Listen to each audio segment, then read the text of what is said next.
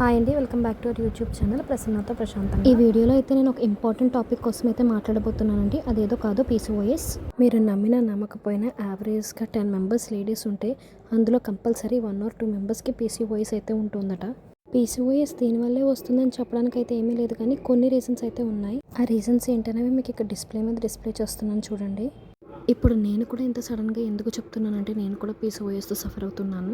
డెలివరీకి ముందు నాకైతే పీసీఓఎస్ లేదు, కానీ డెలివరీ తర్వాతే వచ్చింది ఇది నాకు.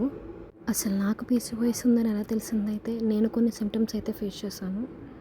నేను ఫేస్ చేసినట్టు సిమ్టమ్స్ ఏంటంటే hair loss, weight gain, irregular cycle, acne. వీటితో పాటు ఫేషియల్ హెయిర్ కూడా వచ్చింది నాకు. సో నేను వెంటనే డాక్టర్ని కన్సల్ట్ చేసిన ద్వారా నాకు తెలిసింది ఏంటంటే, నేను పీసీఓఎస్ ద్వారా సఫర్ అవుతున్నానని. వెంటనే నాకు మేడం కొన్ని కండిషన్స్ అయితే పెట్టారు. డైట్ కంట్రోల్ చేయాలి, ఎక్సర్సైజ్ చేయాలి, అవన్నీ. ఆ డైట్ అవన్నీ కూడా నాకు ఒక చార్ట్ మీద రాసిస్తానన్నారు. మీలో కూడా ఎవరైనా ఇలాంటి ప్రాబ్లమ్స్తో సఫర్ అయితే వెంటనే డాక్టర్ దగ్గరికి వెళ్ళండి, ఎందుకంటే పీసీఓఎస్ అనేది చాలా డేంజరస్. ఇదేనండి నేను మీతో షేర్ చేసుకోవాలనుకున్న important issue. Thank you for watching and subscribe to my channel.